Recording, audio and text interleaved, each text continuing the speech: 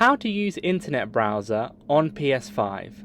So on the home screen of your PlayStation 5 console, you want to use the D-pad to go up or the left stick, then scroll along to the right until you see your profile, click X on that, then click on profile. Then you want to scroll along until you see the friends section, click on find friends, then either use anyone on your friends list or just a random person like I have here.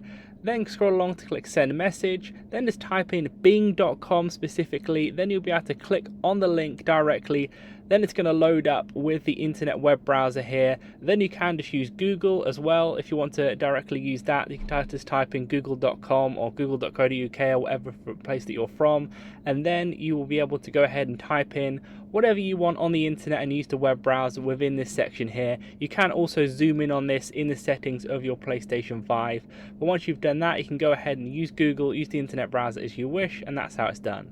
Please do leave a like on the video if it helped, and subscribe for more helpful videos like this one.